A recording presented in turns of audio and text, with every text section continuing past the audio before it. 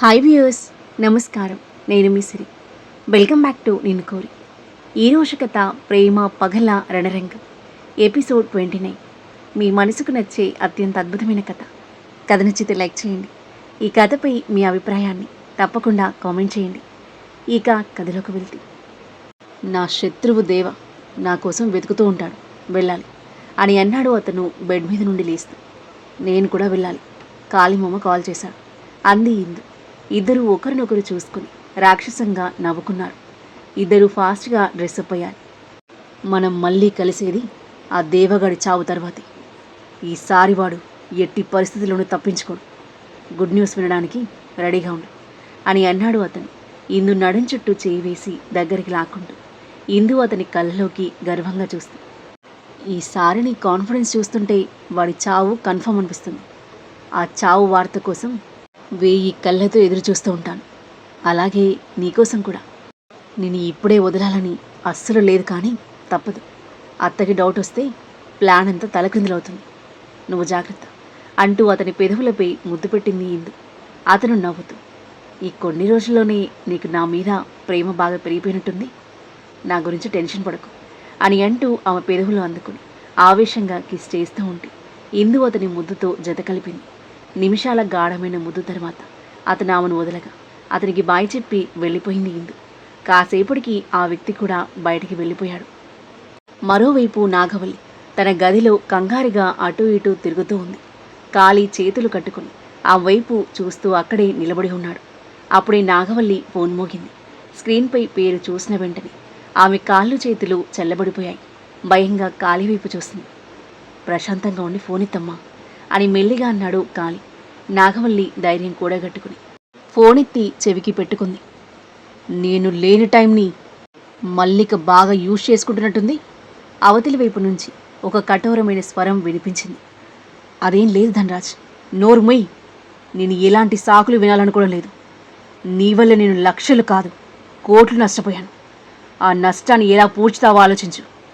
లేకపోతే ఆ నష్టానికి బదులుగా నీ ప్రాణమే చెల్లించాల్సి వస్తుంది.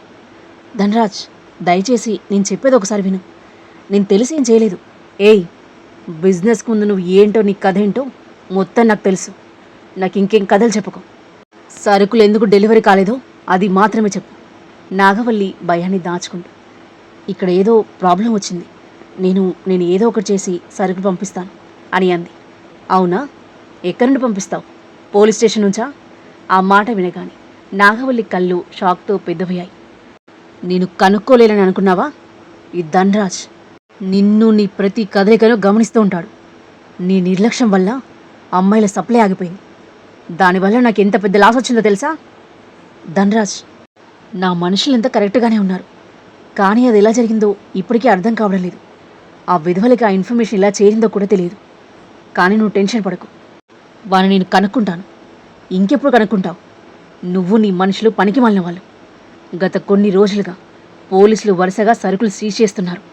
నేను ఒకదాని తర్వాత ఒకటి నష్టపోతూనే ఉన్నాను. ఈసారి ఈ అమ్మాయిల కోసం 3 రేట్ల డబ్బు ఇవ్వడానికి రెడీగా ఉన్న ఒక పెద్ద పార్టీని ఫిక్స్ చేశాను. కానీ నీ నిర్లక్ష్యం వల్ల అంతా పాడైంది. నువ్వు ముసల్దాన్ అయిపోయావు. లేకపోతే ఇప్పటికీ నీకు మరో రకంగా శిక్ష పడేది అంటూ ఆగ్రహంగా అరిచాడు. ధనరాజ్, నువ్వు అలా ఎందుకు మాట్లాడుతున్నావు? నేను అమ్మాయిని ఏర్పాటు చేస్తాను. త్వరగా చెయ్యి, లేకపోతే నేను వేరే నిర్ణయం తీసుకోవాల్సి వస్తుంది. ఏళ్ల క్రితం నువ్వు చేసిన తప్పు మర్చిపోకు. నేను సరైన టైంకి రాకపోయి ఉంటే ఈరోజు నీ పరిస్థితి ఏంటో ఊహించుకో. ఆ మాటలతో నాగవల్లికి ఏళ్ల క్రితం జరిగిన సంఘటన గుర్తొచ్చింది. మంటల్లో కాలుతున్న ఒక పెద్ద బిల్డింగ్ ఆమె కళ్ళ ముందు మసకగా కనిపించింది. ఆ గత సంఘటన గుర్తొచ్చేసరికి ఆమె ఒళ్ళంతా వణికిపోయింది. తప్పకుండా, నువ్వు టెన్షన్ పడకు. ఈసారి అమ్మాయిలు ఖచ్చితంగా దుబాయ్ చేరుకుంటారు. ఆ పని త్వరగా చెయ్యి, అదే నీకు మంచిది అని చెప్పి ధనరాజ్ కాల్ కట్ చేశాడు. నాగవల్లి ఫోన్ పక్కన పెట్టి నుదుటిపై పట్టిన చెమటని తుడుచుకుని పక్కనే ఉన్న నీళ్లు గబగబా తాగింది. ధనరాజ్ ఏం చెప్పాడు అని అడిగాడు కాళీ. వరుసగా నష్టాలు రావడం ధనరాజ్కి చాలా కోపం తెప్పించింది. ఏళ్ల క్రితం పాతిపెట్టిన ఒక రహస్యాన్ని కూడా గుర్తు చేశాడు. మన మధ్యలోకి వచ్చి మన ఆస్తులన్నీ సీజ్ చేస్తున్న ఆ నీచుడు ఎవడో తెలుసుకోవాలంటున్నాడు. ఏళ్ల క్రితం జరిగిన ఆ రహస్యమా? అంటే దానికి దేవత ఏమైనా సంబంధం ఉందా అని కాళీ అంటుంటే నాగవల్లి ఒక్కసారిగా అతని వైపు తిరిగి, ష్, నోరు మూసుకో. ఈ విషయం గురించి ఎత్తొద్దని ఎన్నిసార్లు చెప్పాను నీకు చెప్పింది చెయ్యి చాలు. సరే అమ్మా, అలాగే నేను రాత్రి జరిగిన విషయం కూడా ఎవరికీ తెలియకూడదు, అర్థమైందమ్మా అని చెప్పి కాళీ అక్కడి నుంచి బయటికి వెళ్తుండగా డోర్ దగ్గర ఇందు ఎదురైంది. ఇద్దరూ ఒకరి వైపు ఒకరు చూసుకున్నారు. కాళీ ఏమీ మాట్లాడకుండా వేగంగా వెళ్ళిపోయాడు. ఇందు లోపలికొచ్చి, ఏమైందత్తా, కాళీమామ ఎందుకంత టెన్షన్గా ఉన్నాడు, ఏం జరిగింది అని అంది. నువ్వు 2 రోజులుగా ఎక్కడికి వెళ్ళావు సూటిగా అడిగింది నాగవల్లి. ఆమె ప్రశ్న వినగానే ఇందుకి గత 2 రోజుల సంఘటనలు గుర్తొచ్చాయి. వాటిని తలుచుకుని నిర్లక్ష్యంగా నవ్వుతూ, ఇక్కడే ఉండి ఏం ప్రయోజనమత్తా, విధ్వంసం నన్ను అస్సలు పట్టించుకోవట్లేదు, మనసేం బాలేదు, అందుకే మా అమ్మమ్మ ఇంటికి వెళ్ళొచ్చాను, ప్రయాణం చేస్తే కాస్త మనశ్శాంతి ఉంటుందని అని అంది. నాగవల్లి ఆమె వైపు తీవ్రంగా చూస్తూ, ఆ ప్రయాణం నీకు మరింత కష్టంగా మారకుండా చూసుకో అని హెచ్చరించింది. ఆమె ప్లాన్ని దృష్టిలో పెట్టుకుని, అలాగే అత్త చిన్నగా తలూపి ఇందు వెళ్ళిపోయింది. నాగవల్లి జరిగిన రైడ్ గురించి దీర్ఘంగా ఆలోచిస్తూ రూమ్లో అటూ ఇటూ తిరుగుతూ ఉంది. ఎవడు చేశాడు ఇదంతా? ఈ సిటీలో నన్ను ఎదిరించే ధైర్యం ఎవడుకుంది? నాకు వాడికి ఏం పగుంది? ఈ నేళ్లు గుట్టుగా సాగించిన బిజినెస్లో ఇప్పుడు బట్టబయలయ్యాయి. ఈ అమ్మాయిలు ఎక్కడున్నారు? ధనరాజ్కి అమ్మాయిల్ని ఎలా పంపించాలి? ఇప్పటికిప్పుడు ఎక్కడి నుండి తీసుకురావాలి? ఏం చేయాలో అర్థం కాక మెంటలెక్కిపోతుంటే, రే ఎవర్రా నువ్వు? కోపంతో ఊగిపోతూ పిడికిలి గోడకేసి గట్టిగా కొట్టింది. ఆమె అరుపు విల్లా అంతా ప్రతిధ్వనించింది. ఇక్కడ అడవిలో దట్టమైన చెట్ల మధ్య సూర్యకిరణాలు కూడా సరిగ్గా చుచ్చుకురాని ఆ నిర్మానుష్య ప్రదేశంలో పైకి గుహలా కనిపించి ఆ బిల్డింగ్ మరోవైపు నిశ్శబ్దంగా ఉంది. చుట్టూ అలుముకున్న నిశ్శబ్దాన్ని చెదరగొడుతూ ఎండిపోయిన ఆకులపై అడుగులు వేస్తూ వేగంగా గంభీరంగా ముందుకు నడుస్తున్నాడు. ముసుగులో ఉన్న నీలికల్ల షాడు చీఫ్. అతని వెనుక శశాంక్ అదే వేగంతో అదే డిసిప్లిన్తో అడుగులు వేస్తున్నాడు. కొద్ది దూరం వెళ్ళిన తర్వాత ఇద్దరూ ఒకేసారి ఆగిపోయారు. చుట్టూ ఒకసారి పదునైన చూపులతో చెక్ చేసిన తర్వాత శేషు అలర్ట్గా చుట్టూ చూస్తూ అక్కడే నిలబడిపోగా చీఫ్ అడుగు ముందుకు వేసి దట్టంగా పెరిగిన పొదల ముందు ఆగి వాటిని నెమ్మదిగా పక్కకు తొలగించాడు. పొదల వెనుక దాగి ఉన్న ఒక భారీ స్టీల్ డోర్ కనిపించింది. అది నార్మల్ డోర్ కాదు, అత్యాధునిక సెక్యూరిటీ సిస్టంతో డిజైన్ చేయబడింది. చీఫ్ పక్కనే ఉన్న చిన్న ప్యానెల్పై తన వేలిని ఉంచగానే యాక్సెస్ వెరిఫైడ్ అని ఎలక్ట్రానిక్ వాయిస్ వినిపించింది. కొన్ని సెకండ్లలోనే ఆ స్టీల్ డోర్ మెల్లిగా పక్కకు జరగడంతో అండర్ గ్రౌండ్లో ఉన్న సీక్రెట్ హెడ్ ఆఫీస్ బయటపడింది. అతను లోపలికి అడుగుపెట్టాడు. వెనకాలే శశాంక్ వెళ్ళాడు.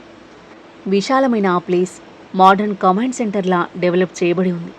చుట్టూ వరుసగా అరేంజ్ చేసిన కంప్యూటర్స్, వాటి ముందు కూర్చొని data, intelligence reports, mission updates పరిశీలిస్తున్న ఆఫీసర్స్. మరోవైపు పెద్ద డిజిటల్ స్క్రీన్లపై దేశంలోని వివిధ ప్రాంతాల లైవ్ ఫీడ్స్ కనిపిస్తున్నాయి. కొంతమంది ఆఫీసర్స్ మ్యాప్ల ముందు నిలబడి నెక్స్ట్ ఆపరేషన్ గురించి చర్చిస్తుంటే ఇంకొందరు క్రిమినల్స్ డీటెయిల్స్తో ఉన్న ఫైళ్ళని చెక్ చేస్తున్నారు. అక్కడే ఒక స్పెషల్ సెక్షన్ కూడా ఉంది. దేశంలో అత్యంత ప్రమాదకరమైన క్రిమినల్స్ని విచారించే అత్యంత రహస్య గది. చట్టానికి వ్యతిరేకంగా ప్రవర్తించి అమాయకుల జీవితాలను నాశనం చేసిన వారికి అక్కడే శిక్షని ఇంప్లిమెంట్ చేస్తారు. చీఫ్ ఆ ప్లేస్లో అడుగుపెట్టిన వెంటనే అక్కడున్న ఆఫీసర్స్ అందరూ ఒకేసారి లేచి నిలబడి గౌరవంగా సెల్యూట్ చేశారు. చీఫ్ హెడ్ నాట్ చేసి ముందుకు నడిచాడు. అతని పదునైన చూపులు ఒకసారి మొత్తం హెడ్ ఆఫీస్ అంతా పరిశీలించాయి. చివరికి అతని చూపు ఎదుట ఉన్న పెద్ద డిజిటల్ స్క్రీన్పై ఆగిపోయింది. కొన్ని క్షణాలు దాన్ని గమనించిన తర్వాత, ఆపరేషన్పై ఏమైనా ప్రోగ్రెస్ ఉందా అని గంభీరమైన స్వరంతో అడిగాడు. ఆఫీసర్ కరణ్ ముందుకొచ్చాడు.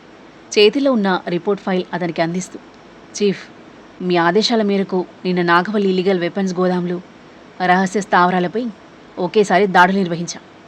కానీ ఆ స్థావరాల్లో ఒక్క దాంట్లో కూడా నాగవల్లి ఇన్వాల్వ్ అయినట్లు ఎక్కడా కనిపించలేదు. చాలా తెలివిగా తన ఆనవాళ్లు పూర్తిగా చెరిపేసింది అని చెప్పాడు. ఆ మాటలు విని అక్కడున్న ఆఫీసర్స్ ఒకరి మొహాలు ఒకరు చూసుకున్నారు.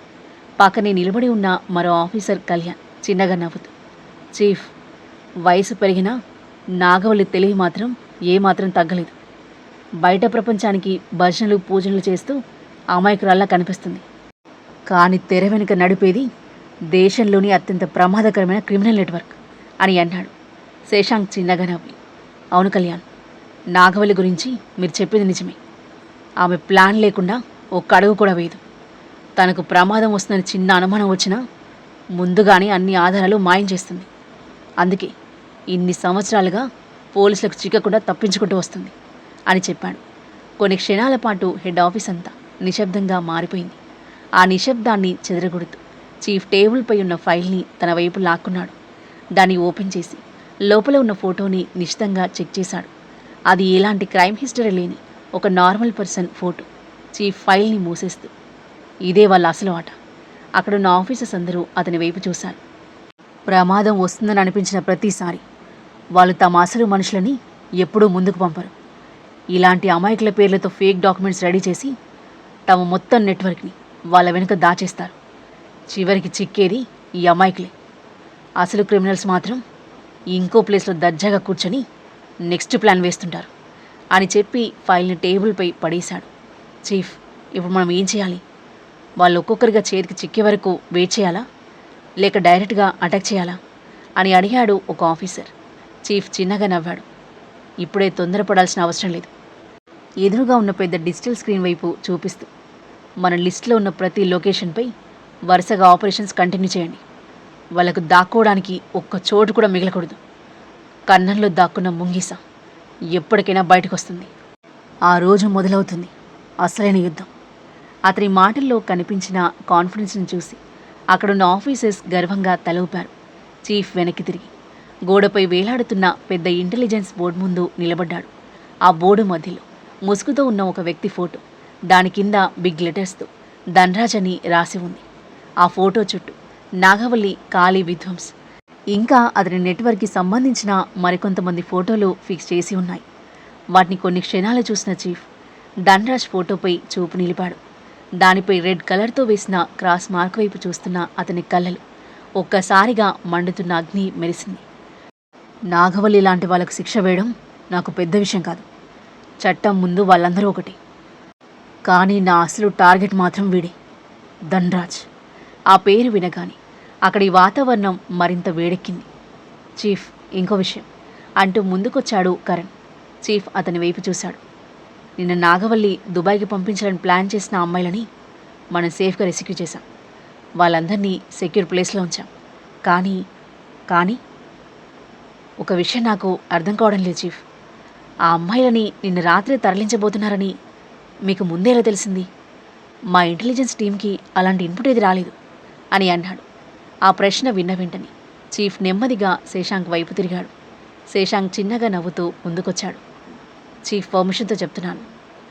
నేను శేషు పేరుతో అండర్ కవర్గా నాగవల్లి మనుషుల మధ్య ఉన్నప్పుడు ఒక అవకాశం దొరికింది. అదే సమయంలో నాగవల్లి గదిలోకి వెళ్ళి కొన్ని ముఖ్యమైన documents, shipment schedules, transport details తెలుసుకున్నాను. చీఫ్ గెటప్లో నాగవల్లి గదికి వెళ్ళి శేషు తెలుసుకున్న ఇన్ఫర్మేషన్ ఇది. కరణ్ ఆశ్చర్యంగా చూశాడు. అంటే ఆ ఇన్ఫర్మేషన్ అంతా? అవును అంటూ శశాంక్ తల ఊపాడు. చీఫ్ దగ్గరికి చేరింది అదే అని అంటూ లోతుగా ఊపిరి పీల్చుకుని, నిజం చెప్పాలంటే చీఫ్ ఇచ్చిన ట్రైనింగ్ లేకపోతే అది అసలు సాధ్యమయ్యేది కాదు. నాగవల్లి ముందు ఒక్క రాంగ్ స్టెప్ వేసినా నేను ఈరోజు మీ ముందుండేవాణ్ణి కాదు అని అన్నాడు. అతని మాటలు విని ఆఫీసర్స్ అందరూ గర్వంగా అతని వైపు చూశారు. మరో విషయం, నాగవల్లి టోటల్గా 3 కంటైనర్స్ పంపించాలని ప్లాన్ చేసింది. కానీ లాస్ట్ మినిట్లో 2 మాత్రమే బయలుదేరాయి. 3వ కంటైనర్ మాత్రం ఎక్కడికి వెళ్ళిందో ఇప్పటికీ క్లారిటీ లేదు అని అన్నాడు. చీఫ్ ఆలోచిస్తూ, ఆ 3వ కంటైనర్ ఎక్కడుందో కూడా త్వరలో తెలుస్తుంది. నువ్వు ఇంకా వాళ్ళ మధ్య ఉన్నావు కదా, సరైన సమయం వచ్చినప్పుడు వాళ్ళే తమ రహస్యాలన్నీ బయటపెడతారు అని అన్నాడు. శశాంక్ తల ఊపాడు. చీఫ్ మళ్ళీ ధన్రాజ్ ఫోటో వైపు చూస్తూ, ఈసారి వాడు తప్పించుకోడు, ప్రతీకార జ్వాలలతో మండిపోతూ కసిగా అన్నాడు. చీఫ్, మీకు ధన్రాజ్తో ఏమైనా పాత శత్రుత్వం ఉందా? కరణ్ సందేహంగా అడిగాడు. ఆ ప్రశ్న వినగానే చీఫ్ కళ్ళలో ఒక్కసారిగా గతంలోని భయానక దృశ్యం కదలాడింది. అగ్నికి ఆహుతవుతున్న ఇల్లు, వేదనతో నిండిన భీకర అరుపులు, సహాయం కోసం ఆర్ధనాదాలు, ఒక అమాయకమైన చిన్న అబ్బాయి మొహం, అన్నీ ఒకేసారి అతని మైండ్లో రీల్లా కదిలేసరికి అతని గుండె అంతులేని వేదనతో, ప్రతీకార జ్వాలలతో బరువెక్కగా కళ్ళను గట్టిగా మూసుకున్నాడు. లోపల అగ్ని పర్వతంలా రగులుతున్న ఆవేశాన్ని అదుపు చేసుకోవడానికి గట్టిగా ఊపిరి పీల్చుకున్నాడు. ఆ గాయం ఇంకా మానలేదు. ఆ చేదు జ్ఞాపకమే ప్రతిరోజు అతన్ని ముందుకు నడిపిస్తుంది. అదే అతని లక్ష్యం, అదే అతని బలం. కొన్ని క్షణాల తర్వాత తనని తాను స్థిమితపరుచుకుంటూ కళ్ళు తెరిచాడు. అతని మొహం మామూలుగానే ఉన్నా కళ్ళలో మాత్రం ఆరని అగ్నిజ్వాలలు స్పష్టంగా కనిపిస్తున్నాయి. ఆఫీసర్స్ అందరూ అతని వైపే బాధగా చూస్తున్నారు. ఎవరూ ఒక మాట కూడా మాట్లాడే ధైర్యం చేయలేదు. కాసేపటికి కరణ్ నిశ్శబ్దాన్ని ఛేదిస్తూ, చీఫ్, నిన్న మనం రెస్క్యూ చేసిన అమ్మాయిల విషయం ఏం చేయాలి అని అడిగాడు. చీఫ్ అతని వైపు చూశాడు. ఏం చేయాలి అంటే, వాళ్ళ ఫ్యామిలీస్కి ఇన్ఫర్మేషన్ ఇవ్వండి, వచ్చి వాళ్ళని ఇంటికి తీసుకెళ్ళమని చెప్పండి. కరణ్, శశాంక్ ఇద్దరూ ఒకరి మొహం ఒకరు చూసుకున్నారు. అది గమనించిన చీఫ్ కనుబొమ్మలు ముడిచాడు.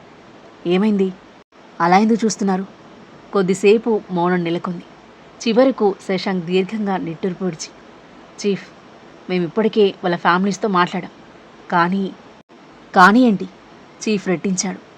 చీఫ్, వాళ్ళ ఫ్యామిలీస్ ఆ అమ్మాయిల్ని తిరిగి ఇంటికి తీసుకెళ్లడానికి నిరాకరించాయి. కరణ్ నెమ్మదిగా సమాధానం చెప్పాడు. ఆ మాట వినగానే చీఫ్ మొహం ఒక్కసారిగా సీరియస్గా మారిపోయింది. ఏమన్నావు? ఇన్ని రోజులు ఇంటికి దూరంగా ఉన్న అమ్మాయి ఇక తమ ఇంటి గౌరవానికి అర్హురాలు కాదట. ఆమెను తిరిగి ఇంటికి తీసుకొస్తే తమ పరువు పోతుందని అంటున్నారు అని అన్నాడు కరణ్. చీఫ్, వాళ్ళు మాట్లాడిన మాటలు ఇప్పటికీ నా చెవుల్లో వినిపిస్తున్నాయి. అలాంటి అమ్మాయిని మా ఇంట్లో అడుగు పెట్టనివ్వమని ఒక్క క్షణం కూడా ఆలోచించకుండా చెప్పేశారు, పళ్ళను బిగిస్తూ అన్నాడు శశాంక్. చీఫ్ కోపంతో ఎదురుగున్న టేబుల్ని బలంగా తన్నాడు. అక్కడున్న వాళ్ళంతా ఉలిక్కిపడ్డారు. అతని కళ్ళలో కోపం కాదు, బాధ కనిపిస్తుంది. ఏ గౌరవం, ఏ పరువు? బాధ అనుభవించింది ఆ అమ్మాయిలు. తప్పు చేసింది నేరస్తులైతే శిక్ష మాత్రం బాధితులకా? ఒక అమ్మాయి గౌరవం ఆమె ఇంట్లో ఉందా, బయట ఉందా అన్న దానిపై ఆధారపడుతుందా, లేక ఆమె వ్యక్తిత్వం పైన? చీఫ్ మాట్లాడుతుంటే అక్కడున్న ప్రతి ఒక్కరూ నిశ్శబ్దంగా వింటున్నారు. ఒక అబ్బాయి రాత్రంతా ఎక్కడ తిరిగినా, ఎవరితో ఉన్నా సమాజం ప్రశ్నించదు. కానీ ఒక అమ్మాయి పరిస్థితుల వల్ల ఇంటికి దూరం అయితే ఆమెని తప్పు చేసినట్టుగా తీర్పు చెప్పేస్తుంది. ఈ సమాజం ఎప్పుడైనా తమ కొడుకుల్ని ప్రశ్నించిందా? వాళ్ళు ఏం చేస్తున్నారు, ఎవరితో తిరుగుతున్నారు, ఎన్ని జీవితాలు నాశనం చేస్తున్నారు అని అడిగిందా? కొన్ని క్షణాలు ఆగి లోతుగా ఊపిరి పీల్చుకున్నాడు. ఒళ్ళు కప్పుకోవడం వల్ల మాత్రమే ఒక అమ్మాయికి గౌరవం రాదు. ముందు ఆమె సెల్ఫ్ రెస్పెక్ట్ని, ఆమె ఐడెంటిటీని గౌరవించడం ఈ సమాజం నేర్చుకోవాలి, బాధితురాల్ని కాదు. నేరస్తుని నిలదీయడం నేర్చుకున్న రోజే నిజమైన మార్పు మొదలవుతుంది. అక్కడున్న ప్రతి ఆఫీసర్ తలవంచుకొని నిలబడ్డాడు. చీఫ్ చెప్పిన ప్రతి మాట వాళ్ళ మనసులో బలంగా ముద్రపడింది. కొద్దిసేపటి తర్వాత చీఫ్ తనని తాను శాంతపరుచుకుని లోతుగా ఊపిరి పీల్చుకున్నాడు. అతని కళ్ళలోని కోపం కొద్దిగా తగ్గిన బాధ మాత్రం అలాగే ఉంది. నెమ్మదిగా కరణ్ వైపు తిరిగి, ఆ అమ్మాయిలు ఇప్పుడు ఎక్కడున్నారు అని అడిగాడు. చీఫ్, వాళ్ళందరినీ మన సేఫ్ హౌస్లో ఉంచాం. డాక్టర్స్ వాళ్ళకి ట్రీట్మెంట్ ఇస్తున్నారు. కొందరు మెంటల్లీ చాలా షాక్లో ఉన్నారు. ఇంకొందరు ఇప్పటికెవరితోనూ మాట్లాడడం లేదు. చీఫ్ తల ఊపుతూ, వాళ్ళ పరిస్థితిలో ఉంటే ఎవరైనా అలాగే ఉంటారు. సైకాలజిస్ట్ని కూడా అరేంజ్ చేయండి. వాళ్ళకి ట్రీట్మెంట్ కంటే ముందుగా భరోసా అవసరం. వాళ్ళు చేసిన తప్పు ఏమీ లేదన్న నమ్మకం కలిగించాలి. ఎస్ చీఫ్ అంటూ కరణ్ వెంటనే నోట్ చేసుకున్నాడు. ఆ అమ్మాయి ఇంట్లోకి అడుగు పెడితే వాళ్ళ ఇల్లు అపవిత్రం అయిపోతుంది అనుకుంటున్నారా? కాదు. నిజానికి అలాంటి పవిత్రమైన అమ్మాయిని తమ ఇంట్లో ఉంచుకునే అర్హత వాళ్ళకి లేదు. ప్రతి అమ్మాయిలో, ప్రతి స్త్రీలో లక్ష్మీదేవి ఉంటుంది. ఆ అమ్మాయిని ఎప్పుడైతే కాదనుకున్నారో ఆ లక్ష్మి కూడా వాళ్ళ ఇంటి నుండి బయటకు వెళ్తుంది. సమాజం కోసం సొంత కూతుర్లని నిస్సహాయ స్థితిలో వదిలేసే తల్లిదండ్రులు ఉండడం ఆ అమ్మాయిల దురదృష్టం. అలాంటి తల్లిదండ్రులు ఉన్నా ఒకటే, లేకున్నా ఒకటే. సమాజంలోని ఇలాంటి నీచమైన ఆలోచనలు గుర్తొచ్చినప్పుడల్లా చీఫ్కి అసహ్యం వేస్తుంది. అందరూ ఆ అమ్మాయిల పట్ల సానుభూతి చెందుతూ మౌనంగా చూస్తున్నారు. చీఫ్ కరణ్ వైపు తిరిగి, కరణ్ అని అన్నాడు. Yes chief. ఆ అమ్మాయిలందరినీ నవోదయం విలాస్కి తీసుకెళ్ళండి. ఈ రోజు నుంచి వాళ్ళందరూ అక్కడే ఉంటారు. వాళ్ళకి ఎలాంటి లోటు ఉండకూడదు. It's my order. Okay chief. Navodayam Vilas. అక్కడ ఏ అమ్మాయి కూడా తల ఉంచి బ్రతకాల్సిన అవసరం ఉండదు. ఎవరి ముందు తన ఆత్మగౌరవాన్ని కోల్పోవాల్సిన పరిస్థితి రాదు. తమ జీవితాన్ని తిరిగి కొత్తగా ప్రారంభించుకునే అవకాశం అక్కడ ప్రతి అమ్మాయికి దొరుకుతుంది. కరణ్ ఆర్డర్స్ నోట్ చేసుకుంటుండగా శశాంక్ కాసేపు ఆలోచించి చీఫ్ వైపు చూశాడు. చీఫ్, ఒక విషయం అడగనా? అడుగు. మీరు ఎంతోమంది అమ్మాయిల జీవితాల్ని మార్చారు. వాళ్ళు తమ కాళ్ళ మీద నిలబడేలా చేశారు. కానీ ప్రీషా మేడం విషయంలో మాత్రం ఎందుకు దూరంగా ఉన్నారు? ఆమెను విధ్వంస నుంచి బయటికి తీసుకురావడం మీకు పెద్ద విషయం కాదు కదా? ఆ ప్రశ్న వినగానే చీఫ్ కళ్ళ ముందు ప్రీషా నవ్వుతున్న మొహం మెరిసింది. కొన్ని క్షణాల మౌనం తర్వాత, ఆమెను అక్కడి నుంచి తీసుకురావడం నాకు కష్టమేం కాదు. నిజం చెప్పాలంటే ఆమె అక్కడ ఉండడం నాకు కూడా ఇష్టం లేదు. కానీ నేను ఆమెను ఇప్పుడు బయటకు తీసుకొస్తే జీవితాంతం ఎవరో ఒకరి నీడలోనో డిపెండ్ అయి బతకాల్సి వస్తుంది. అది నాకు అస్సలు ఇష్టం లేదు. నాకు కావాల్సింది ఎవరి సపోర్ట్ లేకపోయినా నిలబడగలిగే ప్రీషా. తనకు జరిగిన ప్రతి అన్యాయానికి తానే సమాధానం చెప్పగలిగే ధైర్యం ఆమెకు రావాలి. తన కోసం తానే పోరాడాలి. అప్పుడే ఆమె నిజంగా గెలిచినట్టు అవుతుంది. అతని కళ్ళలో గర్వం మెరిసింది. అది విన్న శశాంక్ చిరునవ్వు నవ్వాడు. చీఫ్, మీరు ఆమెకి ఇస్తున్న ట్రైనింగ్ చూస్తుంటే ఇప్పటికీ ఆమె చాలా నేర్చుకుని ఉంటుంది అనుకుంటున్నాను. కళ్యాణ్ వెంటనే అతని వైపు చూసి, నీ ఉద్దేశం ఏంటి అని కనుబొమ్మలు ముడిచాడు. శశాంక్ నవ్వుతూ చేతులెత్తేశాడు. అరే, నేను చెప్పేది ఒకటే. చీఫ్ ఆమెకి ఎప్పుడు కనిపించకుండా హెల్ప్ చేస్తూనే ఉన్నారు. అలాగే కంటిన్యూ చేయాలి. దేవుడు కూడా తోడుగా ఉండాలి అని చెప్పి చిన్నగా నవ్వి చీఫ్కి దగ్గరగా ఉంది. చీఫ్, నేను రాత్రి ఎక్కడున్నారు? సరే, ఎక్కడున్నా పర్వాలేదు. ఈ స్పీడ్ చూస్తుంటే జూనియర్ చీఫ్ వచ్చే రోజు కూడా చాలా దూరంలో లేదేమో అనిపిస్తుంది. చీఫ్కి మాత్రమే వినిపించేలా అల్లరిగా అన్నాడు. చీఫ్ చురుగ్గా శశాంక్ వైపు చూశాడు. అతని చూపు పడగానే శశాంక్ నవ్వడం ఆపేసి ముక్కున వేలేసుకున్నాడు. నేను ఎవరో నువ్వు మర్చిపోతున్నట్టున్నావు. నాతో ఇలాంటి జోక్స్ వేస్తే మొహం పగిలిపోతుంది. ప్రతి దాంట్లో ముక్కు దూచడం నీకు బాగా ఇష్టం కదా అని అంటుంటే శశాంక్ అమాయకంగా మొహం పెట్టి, నో చీఫ్, నా మనసులో ఉన్న కోరిక అలా బయటకు వచ్చింది అంతే అని బదిలిచ్చాడు. శశాంక్ జూనియర్ చీఫ్ అన్న మాటలు వినపడని అక్కడున్న ఆఫీసర్స్కి వారి సంభాషణ ఏమీ అర్థం కాలేదు. ఇద్దరిని మార్చి మార్చి చూస్తున్నారు క్వశ్చన్ మార్క్ వేస్తూ. చీఫ్ శశాంక్ని కళ్ళు చిన్నవి చేసి చూసి, పగటి కలలు కనడం మాని. నేను ఒక ముఖ్యమైన పని మీద ఢిల్లీకి వెళ్ళాలి. నేను తిరిగి వచ్చే వరకు ప్రీషాపై నువ్వు ఒక కన్నేసుండు. ఆమెకు చిన్న గీత కూడా పడకూడదు. ఏ చిన్న నిర్లక్ష్యం జరిగినా దాని ఫలితం నీకే తెలుసు అని అన్నాడు. ఆ మాట వినగానే శశాంక్ కళ్ళు పెద్దవి చేసి చీఫ్ వైపు చూసి, చీఫ్, విధ్వంస్ ముందు ప్రీషను కాపాడుతూ ఉండడం అంత ఈజీ కాదు అని అతనికి మాత్రమే వినిపించేలా మెల్లిగా అన్నాడు. చీఫ్ అతనికి మరింత దగ్గరగా వచ్చి అతనికి మాత్రమే వినిపించేలా, నువ్వు సరదాగా మాట్లాడుతున్న ఆ జూనియర్ చీఫ్ మమ్మీకి ఏమైనా జరిగితే నిజంగా ఇబ్బందుల్లో పడేది నువ్వే అంతే. ఆ మాట చెప్పి చీఫ్ వెనక్కి తిరిగి అక్కడి నుంచి బయటికి నడిచాడు. చీఫ్ చెప్పిన మాటలు విన్న శశాంక్ అక్కడే విగ్రహంలా నిలబడిపోయాడు. జూనియర్ చీఫ్ మమ్మీ తనలో తానే గొనుక్కున్నాడు. ఆ మాటను అతని బ్రెయిన్ ఇంకా అర్థం చేసుకునే ప్రయత్నం చేస్తుంది. చీఫ్, ఒక విషయం అడగొచ్చా అంటూ కరణ్ బయటకొచ్చాడు. కరణ్ చీఫ్కి మంచి ఫ్రెండ్ కూడా. ఇద్దరూ కలిసే ట్రైనింగ్ ఫినిష్ చేశారు. ఇన్నేళ్లుగా కలిసే వర్క్ చేస్తున్నారు. ప్రీషా పట్ల అతను చూపిస్తున్న స్పెషల్ ఇంట్రెస్ట్కి ప్రీషా అంటే చీఫ్కి ఇష్టం ఉందని అతనికి తెలుసు. చీఫ్ ఆగి, చెప్పు అని అన్నాడు. నీకు ప్రతీకారం ఎంత ముఖ్యమో నాకు తెలుసు. అలాగే ధనరాజ్ ఎంత ప్రమాదకరమైన వాడో కూడా తెలుసు. కానీ ప్రీషా విషయంలో నువ్వు తీసుకుంటున్న రిస్క్ చాలా పెద్దది. చీఫ్ చిన్నగా నవ్వాడు. నువ్వు ధనరాజ్ని ఇండియాకి రప్పించి వాడిపై ప్రతీకారం తీర్చుకోవాలి అనుకుంటున్నావు. కానీ యుద్ధంలో నీ ప్రాణానికే ప్రమాదం ఉంది. ఒకవేళ నీకేమైనా అయితే ప్రీషా పరిస్థితి ఏంటి? ఇవన్నీ వదిలేసి ఆమెతో ప్రశాంతంగా బతకలేవా? కరణ్, రౌద్ర స్వరంతో అంటూ చీఫ్ ఒక్కసారిగా వెనక్కి తిరిగాడు. ఆ పిలుపుకే కరణ్ మౌనంగా నిలిచిపోయాడు. నా లక్ష్యానికి ఎవరిని అడ్డుగా రానివ్వను. ధనరాజ్ చేసిన ప్రతి పాపానికి వాడు శిక్ష అనుభవించాలి. వాడికి తగిన శిక్ష పడకపోతే నేను బ్రతికున్నా నా జీవితానికి అర్థం లేదు. ఒక్క క్షణం ఆగి తన ఆవేశాన్ని కంట్రోల్ చేసుకుంటూ, ఇక ప్రీషా విషయానికి వస్తే అని అంటున్న అతని పెదవులపై తెలియకుండానే చిరునవ్వు మెరిసింది. ఒకవేళ ఆమె నన్ను చూస్ చేసుకుంటే ఆమె చాలా స్ట్రాంగ్గా ఉండాలి. ఎందుకంటే తను ప్రేమించింది ఒక నార్మల్ పర్సన్ని కాదు అని అంటూ ఆకాశం వైపు చూస్తూ, ఆమెను నా సొంతం చేసుకోవాలని నాకు లేదు. ఆమె లైఫ్లో ఒక షాడోలో ఉండాలనుకుంటున్నాను. ఆమెకి ఎప్పుడు నా అవసరం వచ్చినా నేను ఆమె వెంటే ఉంటాను అని అన్నాడు. అయితే నీ నిజం ఆమెకు ఎప్పటికీ చెప్పవా? కరణ్ భావోద్వేగంగా అడిగాడు. చీఫ్ చిన్నగా నవ్వాడు. ఆ నవ్వులో ఎన్నో భావాలు.